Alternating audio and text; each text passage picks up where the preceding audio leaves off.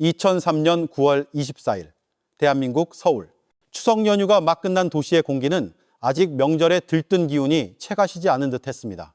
하지만 그날 밤 서울의 심장부라 불리는 강남구 신사동의 한 고급 주택가에는 도시의 화려함과는 어울리지 않는 음습하고 축축한 비가 내리고 있었습니다. 이 비는 대한민국 역사상 가장 끔찍한 괴물의 등장을 알리는 서곡이었습니다. 신사동의 한적한 골목길, 담장이 높은 2층짜리 고급 주택.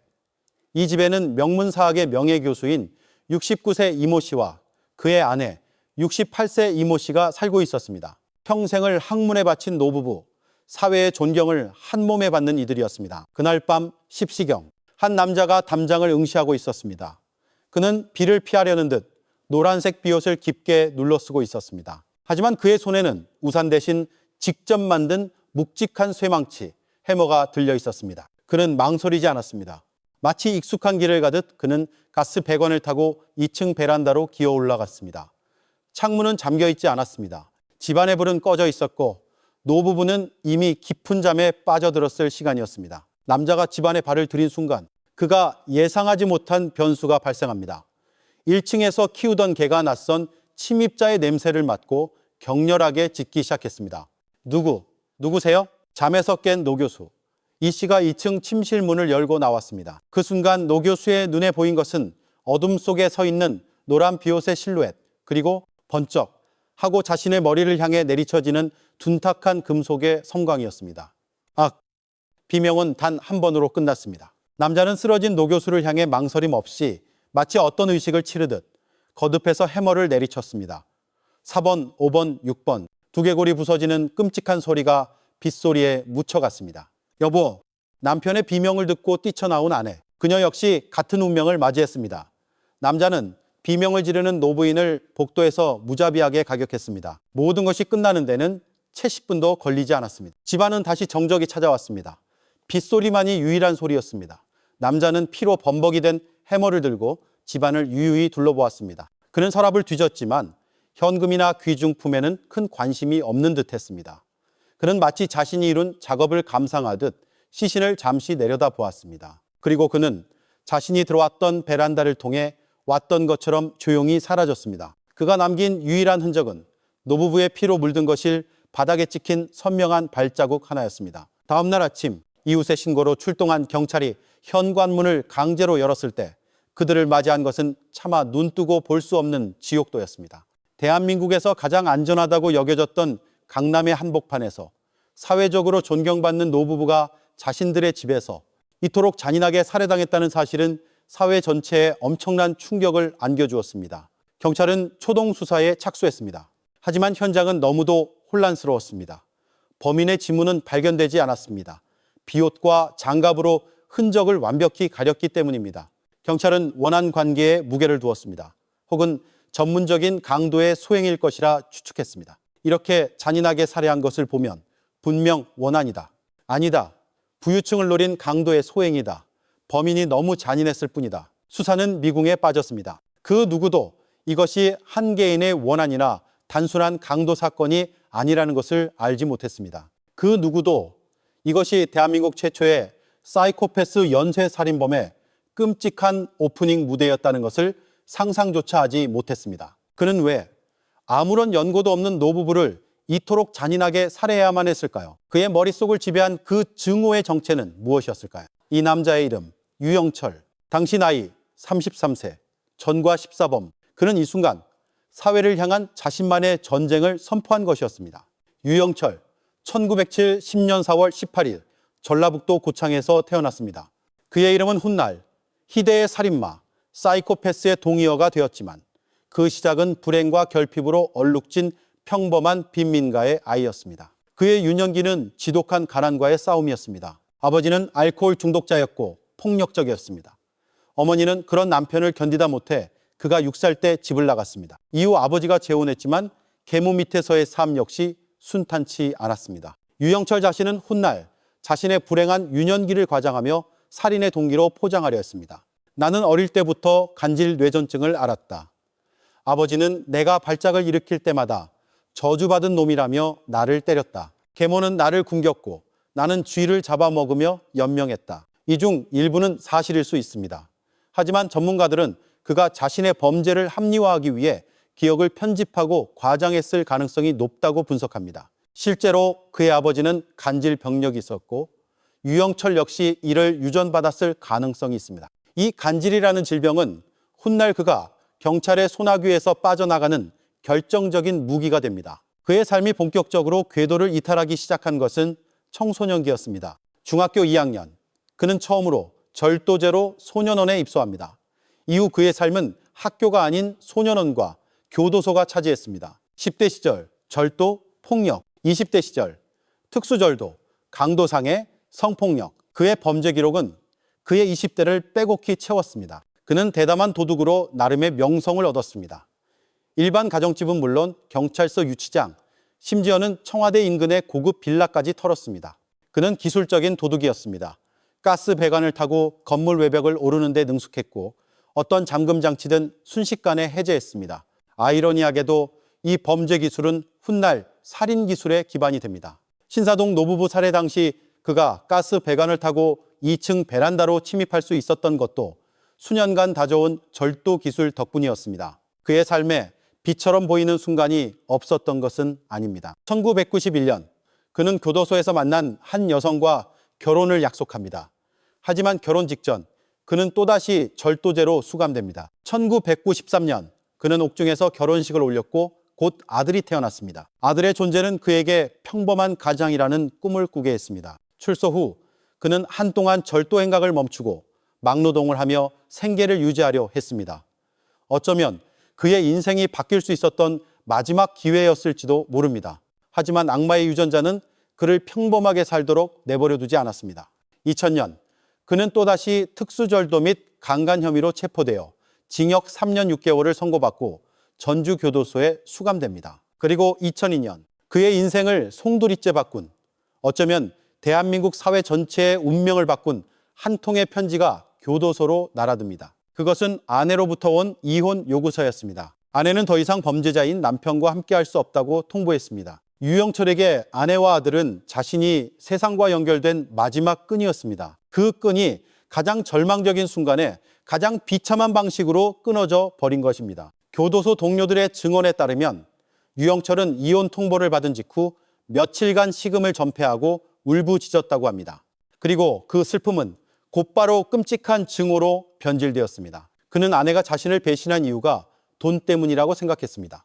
자신이 가난하고 전과자이기 때문에 버림받았다고 생각했습니다. 그의 증오는 아내 개인을 넘어 여성 전체 그리고 돈 많은 사람들, 즉 부유층을 향하기 시작했습니다. 나는 버림받았다. 이 사회는 나를 버렸다. 그렇다면 나도 이 사회를 버리겠다. 아니, 이 사회에 복수하겠다. 그는 교도소 독방에서 매일 밤 복수를 다짐했습니다. 그는 해부학 책을 탐독하며 인체 급소를 연구했습니다. 그는 범죄 관련 서적을 읽으며 완전 범죄를 구상했습니다. 그는 매일 팔굽혀펴기를 하며 체력을 단련했습니다. 그가 가장 공들여 준비한 것은 살인 도구였습니다. 그는 교도소 내 작업장에서 틈틈이 쇠붙이를 갈아 작은 칼날을 만들었고 출소 후에는 이 칼날과 등산용 손잡이 등을 이용해 자신만의 살인 무기를 제작했습니다. 바로 신사동에서 사용된 그 해머입니다. 2003년 9월 11일 만기 출소한 유영철의 눈빛은 3년 전 교도소에 들어올 때와는 완전히 다른 사람의 것이었습니다. 그것은 더 이상 인간의 눈빛이 아니었습니다. 복수심과 증오로 불타는 악마의 눈빛이었습니다. 그는 출소하자마자 서울로 향했습니다. 그리고 정확히 13일 후 2003년 9월 24일 그는 신사동의 노부부를 찾아갔습니다. 그의 사회정화라는 이름의 끔찍한 연쇄살인이 시작된 것입니다. 신사동 노부부 살해 사건은 유영철에게 있어 일종의 테스트였습니다. 자신이 교도소에서 구상한 완전 범죄가 현실에서도 통하는지 확인하는 과정이었습니다. 그리고 그 테스트는 불행히도 완벽하게 성공했습니다. 경찰은 원한 관계만 집착했고 언론은 자극적인 추측성 보도만 쏟아냈습니다.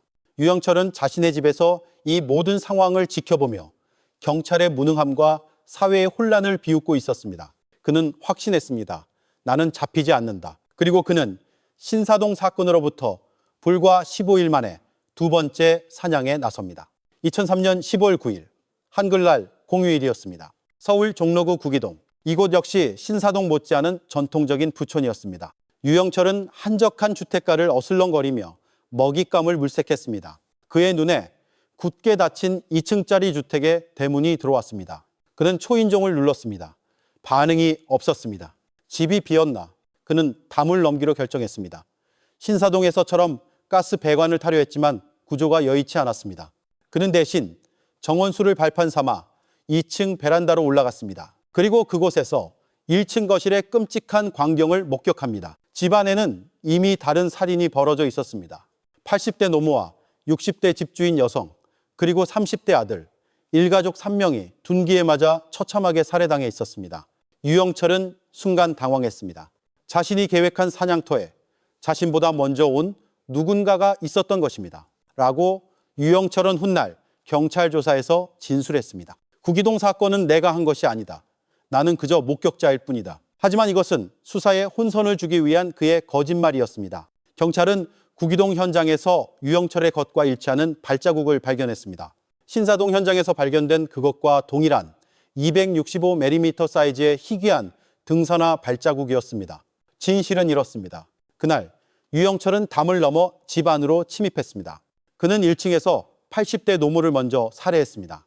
그리고 2층에서 TV를 보고 있던 60대 집주인과 그녀의 30대 아들을 차례로 살해했습니다. 신사동 사건보다 훨씬 더 잔인하고 훨씬 더 대담해졌습니다. 그는 3명을 살해한 후 냉장고에서 음료수를 꺼내 마시는 여유까지 보였습니다. 그는 이 집에서도 현금 70만 원 외에는 거의 아무것도 훔치지 않았습니다. 경찰은 또다시 혼란에 빠졌습니다. 신사동 사건과 구기동 사건, 두 사건의 유일한 공통점은 부유층과 둔기였습니다. 하지만 경찰은 두 사건을 연결하지 못했습니다. 신사동은 노부부, 구기동은 3대가 살해당했다. 범행 수법이 다르다. 신사동은 외부 침입, 구기동은 내부 소행일 가능성이 높다. 30대 아들이 도박빚 때문에 경찰이 엉뚱한 용의자를 쫓으며 시간을 허비하는 동안 유영철은 세 번째 범행을 준비하고 있었습니다. 2003년 10월 16일 구기동 사건으로부터 불과 일주일 뒤, 이번엔 강남구 삼성동이었습니다. 60대 부유층 여성이 자신의 집 안방에서 둔기에 맞아 숨진 채 발견되었습니다. 역시나 범인은 잡히지 않았습니다. 현장에서는 신사동, 구기동에서 발견된 것과 같은 발자국이 또다시 발견되었습니다. 이제 경찰도 무언가 잘못되었음을 감지하기 시작했습니다. 이것은 단순 강도가 아니다. 동일범의 소행일 가능성이 높다. 부유층 노인들만 노리는 연쇄 살인범이 나타났다. 언론이 이 사실을 놓칠 리 없었습니다. 부유층 노인 연쇄 피살 사건, 서울 도심, 공포의 둔기 살인마. 자극적인 헤드라인이 신문 일면을 장식했습니다. 서울의 부촌은 공포에 휩싸였습니다. 주민들은 사설 경비원을 고용했고 창문마다 쇠창살을 달았습니다. 밤 8시만 되면 모든 상점이 문을 닫고 거리는 유령 도시처럼 변했습니다. 유영철은 이 모든 공포를 즐기고 있었습니다. 자신이라는 존재 하나가 대한민국에서 가장 잘난 체하는 부자 동네를 공포로 마비시켰다는 사실에 희열을 느꼈습니다. 그의 복수는 성공적으로 진행되고 있었습니다. 2003년 11월 18일 네 번째 희생자가 나왔습니다. 종로구 해화동 2층 주택에 살던 80대 노파와 50대 파출부. 범행 수법은 이전과 동일했습니다. 둔기로 머리를 가격해 살해했습니다. 그리고 이번에도 그는 발자국을 남겼습니다. 이제 경찰은 확신했습니다. 이것은 명백한 연쇄살인이다. 신사동, 구기동, 삼성동, 해화동 총 사건의 사건 8명의 희생자. 범인은 동일 인물. 그들은 이 미지의 살인마에게 서울 부유층 연쇄살인범이라는 이름을 붙였습니다. 경찰은 뒤늦게나마 특별수사본부를 차렸습니다. 현장에 남겨진 유일한 단서 265mn의 무등산화 발자국을 토대로 대대적인 탐문 수사를 시작했습니다.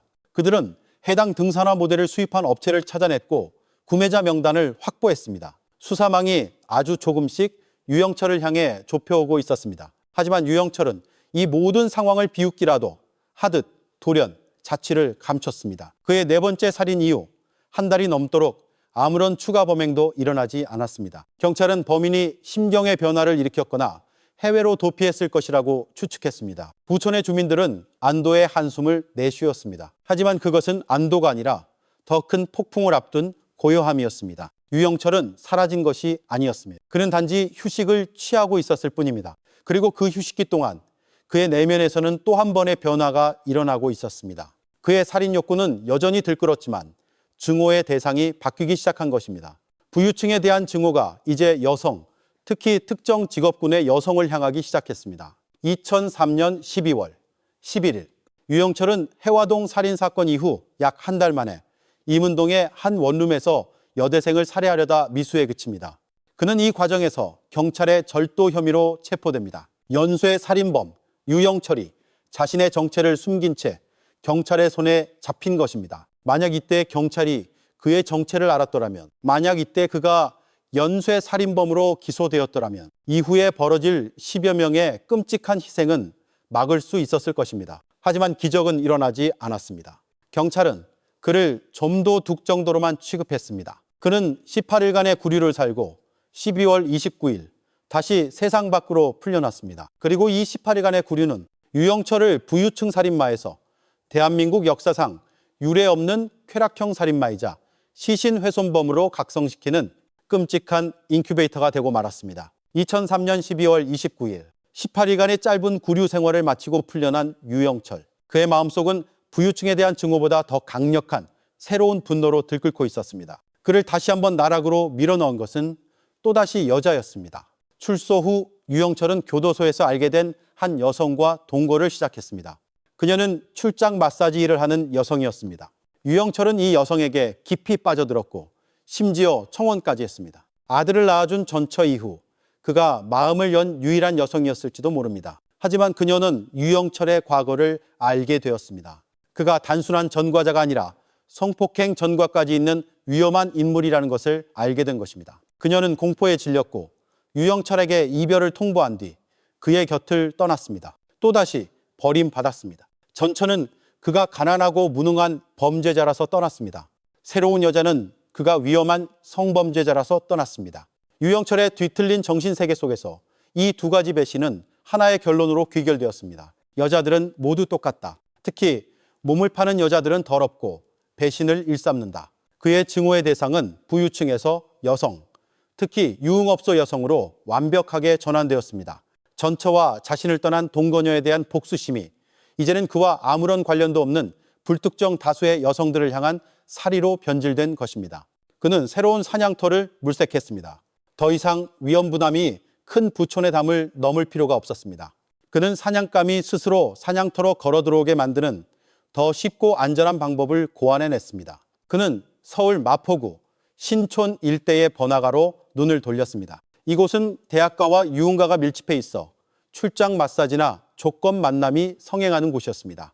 그는 마포구 노고산동의 한 오피스텔 708호를 월세로 계약했습니다. 이곳은 그의 작업실이자 11명의 여성이 마지막 숨을 거둔 도살장이 될 곳이었습니다. 그는 치밀하게 준비했습니다. 오피스텔의 방음 상태를 확인했습니다. 욕실의 배수 구조를 꼼꼼히 살폈습니다. 그는 근처 철물점에서 비닐 시트, 대형 고무통, 톱 그리고 수십 개의 칼날을 구매했습니다. 그는 이제 둔기가 아닌 날붙이를 선택했습니다. 해머가 분노의 표출이었다면 칼은 완벽한 해체를 위한 도구였습니다. 그는 경찰 배지를 위조하고 가짜 경찰 수갑까지 준비했습니다.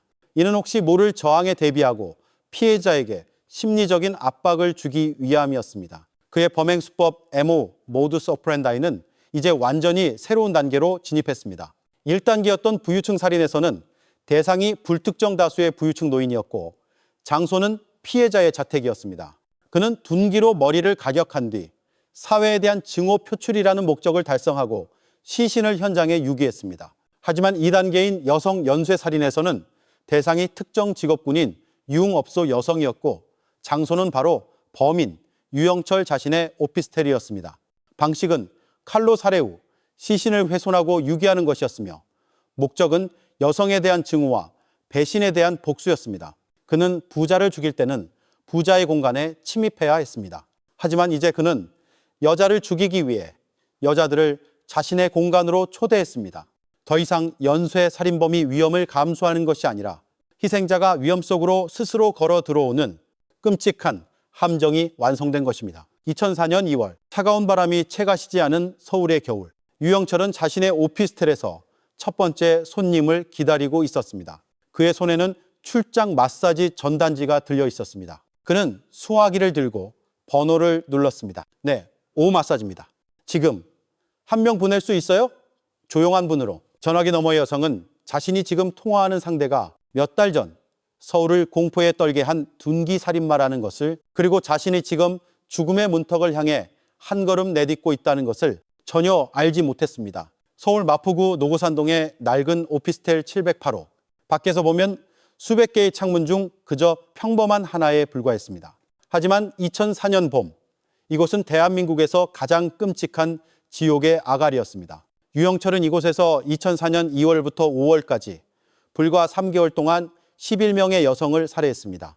평균 일주일에 한 명꼴이었습니다. 그의 방식은 냉혹하고 기계적이었습니다. 첫 번째, 유인. 그는 대포폰을 이용해 출장 마사지 업소에 전화를 걸었습니다. 그는 항상 같은 요구를 했습니다. 마사지사 말고 실제 서비스가 가능한 아가씨로 보내주세요. 이는 기록이 남지 않은 여성들을 골라내기 위함이었습니다. 그들은 실종되어도 업소에서 쉽게 신고하지 못할 존재들이었습니다. 두 번째, 살해. 여성이 오피스텔에 도착하면 유영철은 먼저 경찰 행세를 했습니다. 미성년자 성매매 단속 나왔습니다. 신분증 제시하세요. 그는 위조된 경찰 배지와 수갑을 보여주며 여성들을 제압했습니다. 여성들이 당황하고 공포에 질린 틈을 타 그는 미리 준비한 둔기나 칼로 그들을 공격했습니다. 대부분의 피해자는 저항 한 번 제대로 하지 못하고 쓰러졌습니다. 세 번째, 해체. 이것이 유영철이 악마라고 불리는 이유입니다. 그는 살해 후 시신을 곧바로 욕실로 끌고 갔습니다. 오피스텔의 작은 욕실은 그의 해체 작업실이었습니다. 그는 욕실 문을 닫고 샤워기 물을 최대로 틀었습니다. 이웃에게 소음이 새어나가는 것을 막고 핏물을 하수구로 흘려보내기 위함이었습니다. 그는 미리 준비한 비닐을 바닥에 깔고 톱과 회칼을 들었습니다. 그는 교도소에서 읽었던 해부학 지식을 총동원했습니다. 그는 관절을 정확히 절단했고 장기를 적출했습니다. 이 끔찍한 작업을 하는 동안 그는 종종 음악을 크게 틀어놓고 콧노래를 불렀다고 진술했습니다. 그에게 이것은 살인이 아니라 작업이었습니다. 그는 11명의 인간을 마치 공장의 부품을 해체하듯 냉정하게 분해했습니다. 그는 시신을 부위별로 검은 비닐봉지에 나눠 담았습니다. 이 모든 과정이 끝나면 그는 락스와 세제로 욕실을 깨끗이 청소했습니다. 핏자국 하나, 머리카락 한 올 남기지 않았습니다. 네 번째, 유기. 작업이 끝나면 새벽 시간이었습니다. 그는 검은 비닐봉지들을 큰 가방에 나눠 담고 오피스텔을 나섰습니다. 그는 훔친 택시를 이용하거나 일반 택시를 잡아탔습니다. 목적지는 항상 같았습니다. 오피스텔에서 멀지 않은 서대문구 봉원사 인근의 야산이었습니다. 그는 야산의 인적이 드문 곳에 미리 파두었던 구덩이나 혹은 새로운 구덩이를 팠습니다. 그리고 비닐봉지들을 그곳에 던져놓고 흙으로 덮었습니다. 그는 11명의 희생자를 같은 산의 여러 곳에 분산하여 매장했습니다. 11명의 여성, 11개의 삶, 11개의 꿈. 그 모든 것이 한 남자의 뒤틀린 증오심 때문에 마포의 작은 오피스텔에서 해체되고 봉원사의 차가운 흙 속에 아무렇게나 파묻혔습니다. 피해자들은 누구였을까요? 20대 초반의 앳된 여성부터 40대 중반의 중년 여성까지 그들에게는 공통점이 있었습니다. 모두가 돈이 필요했다는 것, 가족의 생계를 책임지기 위해 혹은 자신의 꿈을 이루기 위해 밤의 세계에 발을 들였던 여성들이었습니다. 유영철은 그들의 절박함을 이용했습니다. 그는 그들의 인간성을 말살했습니다. 그는 심지어 피해자들의 휴대폰을 전리품처럼 수집했습니다. 그는 피해자의 휴대폰으로 다른 업소에 전화를 걸어 또 다른 희생자를 유인하기도 했습니다. 그의 범행은 날이 갈수록 대담해지고 잔인해졌습니다. 그는 왜 이런 끔찍한 짓을 멈추지 않았을까요? 전문가들은 그가 살인 그 자체에 중독되었다고 분석합니다. 처음 부유층을 살해할 때는 분노와 증오가 동기였습니다. 하지만 여성을 살해하고 해체하는 과정에서 그는 자신이 신이 된 듯한 완벽한 통제감과 쾌락을 느꼈습니다. 그는 더 이상 복수를 위해 살인하는 것이 아니었습니다. 그는 살인을 하기 위해 살아 있었습니다. 하지만 이 끔찍한 지옥의 오피스텔에도 균열이 생기기 시작했습니다. 유영철이 간과한 것이 있었습니다. 그가 기록에 남지 않을 것이라 생각했던 여성들에게도 그들을 찾고 걱정하는 사람들이 있었다는 것입니다. 마포 일대의 출장 마사지 업주들 사이에서 이상한 소문이 돌기 시작했습니다. 최근에 우리 애들 몇 명이 연락이 두절됐어. 이상한 건 모두 같은 번호로 전화를 받고 나갔다는 거야. 그 번호 16 XX XX XX XX.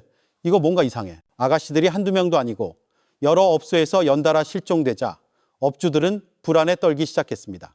그들은 경찰에 신고하는 대신 그들만의 방식으로 범인을 추적하기로 했습니다.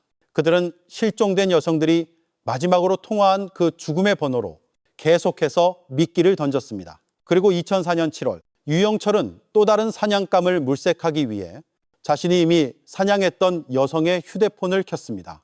그리고 그 휴대폰으로 마포의 한 업소에 전화를 걸었습니다. 그것은 그가 저지른 마지막 실수였습니다. 그의 사냥은 끝났습니다. 이제 그가 사냥당할 차례였습니다. 2004년 7월 14일 밤 서울 마포구의 한 출장 마사지 업소 업주 황모 씨는 몇 주째 연락이 두절된 아가씨의 전화를 받고 깜짝 놀랐습니다. 전화를 건 사람은 실종된 그녀가 아니었습니다. 낯선 남자의 목소리였습니다. 아가씨, 한 명 보낼 수 있어요? 황 씨는 직감했습니다. 이 남자가 연쇄 실종 사건의 범인이라는 것을. 그는 침착하게 대응했습니다. 네, 가능합니다. 어디로 보내드릴까요? 남자는 신촌의 한 모텔 이름을 댔습니다. 전화를 끊자마자 황 씨는 다른 업소의 업주들에게 연락을 돌렸습니다. 범인이 나타났다. 신촌 XX 모텔이다.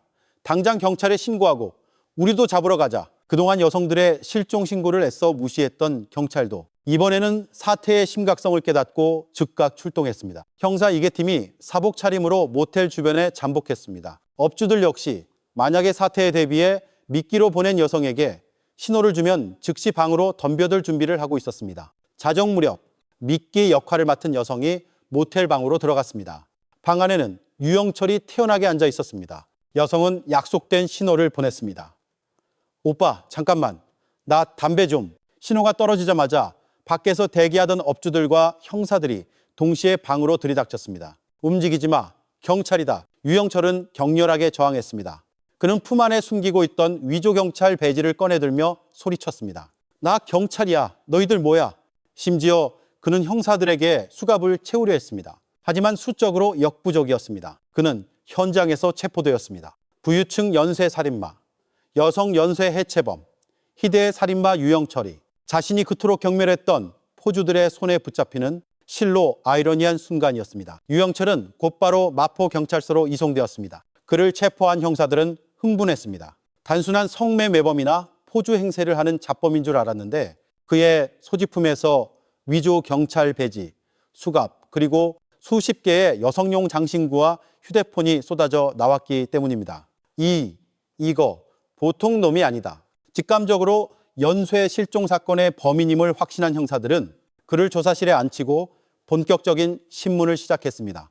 조사실, 유영철은 의외로 순순히 입을 열기 시작했습니다. 내가 사람을 죽였습니다. 몇 명이나 죽였나? 한 5명? 6명? 그는 마치 대단한 무용담을 늘어놓듯 자신의 범행을 하나씩 털어놓았습니다. 형사들은 그의 진술을 받아 적으며 경악을 금치 못했습니다. 그들은 자신들이 엄청난 대어를 낚았음을 깨달았습니다. 그리고 바로 그 순간 대한민국 경찰 역사상 가장 어이없고 치욕적인 실수가 벌어집니다. 신문을 봤던 유영철이 갑자기 입에 거품을 물고 바닥에 쓰러졌습니다. 그는 온몸을 비틀며 발작을 일으켰습니다. 그의 오랜 지병, 바로 간질발작이었습니다. 조사실에 있던 2명의 형사는 당황했습니다. 그들은 아직 경험이 많지 않은 신참들이었습니다. 범인이 이대로 죽기라도 하면 모든 것이 수포로 돌아갈 상황. 괜찮아? 정신 차려. 수갑 풀어줘. 숨 막혀. 유영철의 애절한 외침에 형사들은 순간 이성을 잃었습니다. 그들은 절대 해서는 안 될 행동을 하고 말았습니다. 범인의 수갑을 풀어준 것입니다. 수갑이 풀린 바로 그 순간 유영철의 눈빛이 변했습니다. 그의 간질은 모두 연기였습니다. 교도소에서부터 수없이 연습해온 그의 탈출용 비기였습니다. 그는 자신을 부축하려던 형사들을 밀치고 조사실 문을 박차고 뛰쳐나갔습니다. 거기서 형사들이 뒤늦게 쫓아갔지만 유영철은 이미 경찰서 복도를 가로질러 1층 현관을 통해 밤의 어둠 속으로 사라진 뒤였습니다. 희대의 연쇄 살인마, 10명 이상의 여성을 살해하고 토막낸 범인, 그 범인을 경찰이 제 손으로 놓아준 것입니다. 마포경찰서는 발칵 뒤집혔습니다. 서울지방경찰청이 발칵 뒤집혔습니다. 대한민국 전체가 발칵 뒤집혔습니다. 모든 언론이 이 대형 사고를 일면 톱기사로 다뤘습니다. 연쇄 살인 용의자, 경찰서에서 탈주, 무능한 경찰, 국민 앞에 섰고 대제하라. 경찰의 위신은 땅에 떨어졌습니다. 시민들은 공포를 넘어 분노했습니다. 저런 살인마가 지금 내 집 주변을 돌아다니고 있다는 사실, 그리고 그를 잡아야 할 경찰은 저렇게 한심하다는 사실, 경찰은 총동원령을 내렸습니다. 유영철의 사진이 전국에 배포되었습니다. 공개 수배였습니다. 그의 얼굴이 TV 뉴스, 신문, 길거리 전단지에 도배되었습니다. 유영철은 이제 독 안에 든 쥐였습니다. 그가 갈 곳은 없었습니다. 그는 탈주한 지 12시간 만인 7월 16일 아침 신촌의 한 찜질방에서 허무하게 다시 검거되었습니다. 그는 태연히 아침 식사를 주문하고 TV에서 자신의 탈주 뉴스를 보고 있었습니다. 그의 짧은 자유는 끝났습니다. 그리고 이제 그가 저지른 모든 악행이 세상 앞에 적나라하게 드러날 시간만이 남아 있었습니다. 2004년 7월 16일 다시 체포되어 마포경찰서로 압송된 유영철. 그는 더 이상 연기를 하지 않았습니다. 모든 것을 포기한 듯한, 혹은 모든 것을 즐기는 듯한 기묘한 표정을 짓고 있었습니다. 그의 입이 열리기 시작했습니다. 그리고 그의 입에서 나온 첫 마디는 대한민국을 또다시 충격에 빠뜨렸습니다. 내가 죽인 여자는 11명입니다. 형사들은 경악했습니다. 그들은 기껏해야 5, 6명의 실종 사건을 수사하고 있었습니다. 하지만 범인은 그 2배에 가까운 숫자를 불렀습니다. 하지만 유영철의 진짜 충격적인 자백은 그것이 끝이 아니었습니다. 그리고 작년에 신문에서 떠들썩했던 거, 신사동, 구기동, 해화동 부자들 죽인 거, 그것도 내가 했습니다. 조사실의 공기가 얼어붙었습니다. 서울 부유층 연쇄 살인 사건, 경찰이 미제로 분류하고 수사본부까지 해체했던 바로 그 사건. 그 범인이 지금 눈앞에 앉아있는 여성 연쇄 살인범과 동일 인물이라는 것입니다. 유영철은 2개의 다른 연쇄 살인을 혼자서 동시에 저지른 것입니다. 그는 자신이 부유층을 살해한 이유를 이렇게 설명했습니다. 부자 녀석들이 잘난 체하는 게 싫었습니다. 나는 사회를 청소하고 싶었습니다. 그는 여성들을 살해한 이유도 설명했습니다.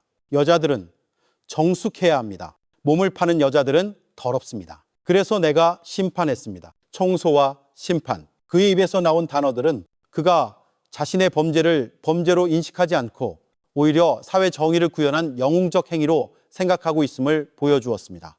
전형적인 사이코패스의 오만함이었습니다. 그는 자신의 살인 리스트를 자랑하듯 읊었습니다. 총 26명을 죽이려 했으나 20명에서 멈췄다고 했습니다. 이후 수사 과정에서 그가 살해한 희생자는 총 20명으로 최종 확인되었습니다. 부유층 8명, 여성 11명, 그리고 이문동 여대생 살인미수 사건의 피해자를 살해하려다 실패한 것까지 포함해 그의 진술은 대부분 사실로 밝혀졌습니다. 그의 자백 중 가장 끔찍한 부분은 시신 유기에 관한 것이었습니다. 마포에서 죽인 여자들은 모두 토막내서 봉원사 야산에 묻었습니다. 2004년 7월 19일 장마비가 쏟아지는 늦은 밤, 경찰은 유영철을 데리고 봉원사 야산으로 향했습니다. 현장 검증이었습니다. 카메라 플래시가 빗줄기를 뚫고 터졌습니다. 노란색 비옷을 입은 유영철은 마치 자신이 주인공이 된 듯 태연하게 현장을 지휘했습니다. 여기입니다. 이 나무 내가 표시해뒀습니다. 여기서 2m 정도 파보세요. 그의 손가락이 가리키는 곳마다 경찰들은 비를 맞으며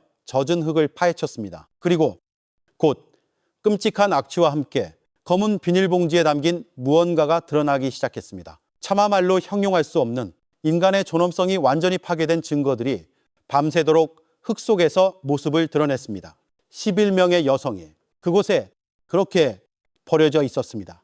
현장에 있던 베테랑 형사들조차 참혹한 광경에 구토를 하거나 고개를 돌려야 했습니다. 하지만 유영철은 그 지옥도를 바라보며 오히려 미소를 짓고 있었습니다. 그는 자신의 작품이 세상에 공개되는 것을 진심으로 즐기고 있었습니다.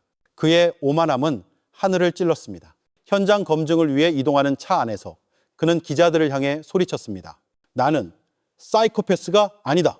하지만 이 말 자체가 그가 사이코패스라는 단어를 인지하고 자신을 그들과 다르다고 포장하려는 또 다른 사이코패스적 행동이었습니다. 그는 경찰서에서 기자들에게 둘러싸이자 갑자기 카메라를 향해 이렇게 외쳤습니다. 여성들은 함부로 몸을 놀리지 말고 부자들은 각성하라. 이 말은 대한민국 사회 전체의 영린을 건드렸습니다. 그는 살인마가 아니라 마치 사회운동가처럼 행세했습니다. 그는 자신의 끔찍한 범죄를 빈부격차와 성윤리라는 지극히 왜곡된 이념의 문제로 포장하려 했습니다. 그는 자신이 100명을 죽이지 못해 아쉽다고 말했습니다. 그는 자신의 범행을 예술에 비유했습니다. 그는 심지어 자신을 잡은 경찰의 무능함을 조롱했습니다. 내가 탈주했을 때 바로 잡지 못한 건 내가 똑똑해서가 아니라 당신들이 멍청해서다. 유영철, 그는 단순한 살인자가 아니었습니다. 그는 살인을 통해 이 사회 전체를 조롱하고 우롱하고 파괴하려 했던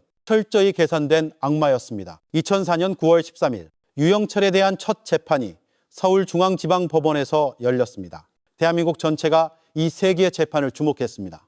그가 법정에서 어떤 말을 할지, 어떤 표정을 지을지 국민들은 숨죽여 지켜보았습니다. 하지만 유영철은 마지막 순간까지 우리의 상식을 철저히 배반했습니다. 재판이 시작되자마자 그는 판사를 향해 고함을 질렀습니다. 재판장, 나와! 내가 당신을 심판하겠어. 그는 피고인석에서 뛰쳐나와 방청석을 향해 의자를 집어 던지려 했습니다. 법정 경위들이 달려들어 그를 제압하는 아수라장이 펼쳐졌습니다. 그는 재판을 받는 것이 아니라 재판을 파괴하려 했습니다. 그는 법의 권위를 인정하지 않았습니다. 그는 마지막까지 자신이 법 위에 있음을 과시하려 했습니다. 재판은 그의 쇼를 위한 무대가 아니었습니다. 피해자 유가족들에게는 찢어지는 가슴을 부여잡고 진실을 확인해야 하는 고통의 시간이었습니다. 한 희생자의 아버지가 증인석에 섰습니다. 그는 유영철을 향해 울부짖었습니다. 이 살인마야, 내 딸을 돌려내라. 너는 인간도 아니다. 방청석은 눈물바다가 되었습니다. 하지만 유영철은 그 모든 울부짖음과 저주를 무표정하게 때로는 비웃음까지 흘리며 바라보고 있었습니다. 2004년 12월 13일 1심 재판부는 유영철에게 사형을 선고했습니다. 재판부는 판결문에서 이렇게 밝혔습니다. 피고인 유영철은 인간의 생명을 존중하는 최소한의 양심조차 내팽개친 채 20명의 무고한 생명을 잔혹하게 살해하고 그 시신을 훼손, 유기하여 우리 사회 전체에 지울 수 없는 상처와 공포를 안겨주었다. 중략, 피고인을 이 사회로부터 영원히 격리하는 것만이 유일한 처벌임을 선고한다. 사형, 대한민국 법정이 내릴 수 있는 가장 무거운 형벌이었습니다. 유영철은 이 판결에 불복해 항소했지만 2심과 대법원 역시 그의 사형을 확정했습니다. 그의 법정 쇼는 끝났습니다. 그는 현재 서울구치소의 사형수 독방에 수감되어 있습니다. 대한민국은 1997년 이후 사형 집행을 멈춘 실질적 사형 폐지국입니다. 그는 죽음이라는 심판을 받지 않은 채 우리의 세금으로 아직까지 살아 있습니다. 유영철 사건은 그렇게 법적으로는 마무리되었습니다. 하지만 그가 우리 사회에 남긴 검은 유산은 이제 막 시작되고 있었습니다. 첫째, 사이코패스라는 개념의 대중화입니다. 유영철 이전까지 연쇄 살인은 그저 먼 나라의 이야기 혹은 영화 속의 허구에 불과했습니다. 하지만 유영철의 등장은 공감 능력 제로, 죄의식 제로의 사이코패스가 바로 우리 이웃에 살고 있을 수 있다는 끔찍한 현실을 일깨워 주었습니다. 둘째, 대한민국 과학 수사의 비약적인 발전입니다. 유영철 사건은 당시 우리 경찰의 민낯을 그대로 보여주었습니다. 발자국 외에는 아무런 단서도 찾지 못했던 초동 수사의 한계, 두 개의 다른 연쇄 살인을 연결하지 못했던 분석 능력의 부재, 그리고 범인을 제 손으로 놓아주었던 어처구니가 없는 실수. 이 치욕은 경찰에게 변화를 강요했습니다. 유영철 사건 직후 미국 FBI의 시스템을 본뜬 범죄행동분석팀, 즉 프로파일러가 대한민국 경찰에 최초로 도입되었습니다. 이때 일기 프로파일러로 선발된 인물이 바로 우리가 잘 아는 권일용 프로파일러입니다. 셋째, 사회적 트라우마입니다. 비 오는 날 밤, 노란색 비옷, 신촌 오피스텔, 봉원사 야산. 이 단어들은 한동안 대한민국 국민들에게 공포의 동의어가 되었습니다. 빈부격차와 성윤리에 대한 그의 궤변은 사회적 약자들에 대한 편견을 강화하는 또 다른 낙인이 되기도 했습니다. 유영철은 잡혔습니다. 하지만 그가 남긴 질문은 여전히 유효합니다. 만약 그의 불행했던 유년기에 단 한 사람이라도 따뜻한 손을 내밀어 주었다면 그는 괴물이 되지 않았을까요? 만약 그가 전처에게 이혼당하지 않았다면 그의 증오는 폭발하지 않았을까요? 아니면 그는 애초에 악마의 유전자를 가지고 괴물로 태어난 것일까요? 우리는 그 답을 알지 못합니다. 하지만 한 가지 분명한 것은 20명의 무고한 희생자들은 그 어떤 이유로도 그렇게 죽어마땅한 이유가 없었다는 것입니다. 신사동의 노부부는 그저 부자라는 이유로, 구기동의 일가족은 그저 그곳에 있었다는 이유로, 마포의 여성들은 그저 여자라는 이유로 그들의 삶은 한 사이코패스에 뒤틀린 자기 합리화의 제물이 되었습니다. 우리는 이 끔찍한 비극을 영원히 기억해야 합니다. 그것이 이 땅에 다시는 유영철과 같은 괴물이 태어나지 않도록 막는 우리가 할 수 있는 유일한 추모일 것입니다.